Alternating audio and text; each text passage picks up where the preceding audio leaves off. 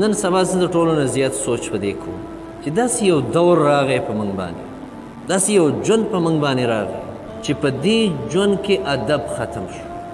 بچی سره د مور او پلار ادب ختم شو، شاګرد سره د استاد ادب ختم شو، کشر سره د مشر ادب ختم شو، د بې ادبۍ ژوند شو. بس پلار به په مجلس کې ناستي خبرې به یې زوی کوي، استاد به په مجلس کې ناستي خبرې به یې شاګرد کوي، مشر به په مجلس کې خبرې به یو کشر کوي.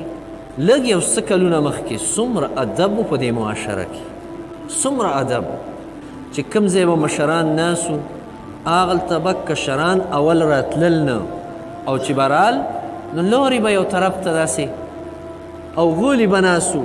نن هغه معاشره ختمه شو، هغه ژوند ختم شو، ځکه خلک پریشانه دي، خلک تکلیف کې دي. او کمې معاشرې نه چې ادب او حیا ختمه شي، دغه معاشره دا الله د خوشحالۍ چرم نه جوړوي، دا به د پریشانو جوړیږي، دا به د تکلیفونو جوړیږي. ځکه نبی کریم صلی الله علیه وسلم فرمایلی دی چې لا يرد القدر الا الدعاء، تقدیر نشي واپس کولی مگر دعا یې واپس کوي.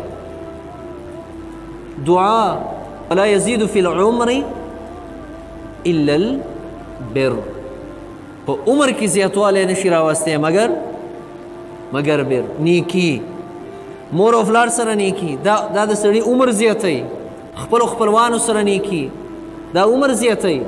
او بیا نبی کریم صلی الله علیه وسلم فرمایل وان الرجل لیحرم الرزق، بېشکه یو سړی هغه د رزق نه محروم پاتې کیږي، هغه رزق ترې نه کټ کیږي او فقر پرې راځي، مالداري ترې نه ختمیږي. دا په څه باندې؟ بالذنب یصیبو، د هغې ګناه په وجه کومه ګناه ته چې دی وررسېدلی دی. که ګناهونه د انسان د رزق برکت ختموي او نیکۍ د انسان رزق یې کې برکت راولي.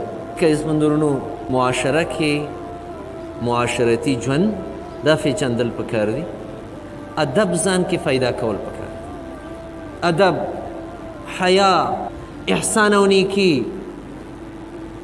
دا ځان کې پیدا کول پکار دي. د دې په وجه به زمونږ د دنیا ژوند ښایسته کېږي او زمونږ د آخرت ژوند هغه به هم ښایسته کېږي.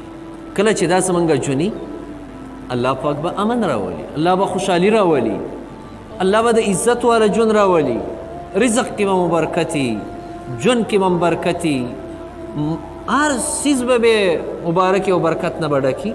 او که دغه نی نو بیا به هم ژوند د پریشانو وي، ژوند به هم د بدامنو وي. الله رب العالمین دی زمونږ او ستاسو ژوند دا د خیر او د خوشحالۍ او د اطمینان جوړ کړي. وصلی الله تعالی علی نبینا محمد صلی الله علیه وسلم. یا الله تعالی راضي شي، ګناهونه معاف کړي، صغیره او کبیره ګناهونه معاف کړي. یا الله تمام پریشانۍ د ټول امت مسلمه ختم کړي. یا الله ټول ژوند د اسلام مطابق جوړ کړي، د قرآن مطابق یې جوړ کړي، بچیم صالح او نیک عمله کړي. یا الله د چا چې مور او پلار ژوندي دي، یا الله د هغوی په عمر کې خیر او برکت واچوي، د صحت او د خوشحالۍ ژوند ورله ورکړي. د چا چې مور او پلار وفات دي، یا الله رب العالمین هغوی له جنتونه ورکړي، د هغوی مغفرت نصیب کړي. څومره بیماران چې کورونو هسپتالونو کې دي، یا الله ټولو له صحت ورکړي، د صحت او د عفت او د عافیت ژوند ورله ورکړي. یا الله زمونږ په دې ملک کې امن راولي، اطمینان او خوشحالي راولي. یا الله زمونږ د دې ملک نه دا بې اطمیناني، دا بدامني دا ختمه کړي. د ټولو مسلمانانو د ملکونو د دوی نه یا الله ته دا خوف او ویره ختمه کړي او د امن ژوند ورله ورکړي. او یا الله د ټولو اسلامي ملکونو حفاظت وکړي، زمونږ د دې ملک حفاظت وکړي، د هر قسمه دشمن نه حفاظت وکړي. او یا الله رب العالمین ټوله دنیا کې د عدل او د انصاف د قرآن مجید د ښایسته نظام راولي. وصلی الله تعالی علی خیر.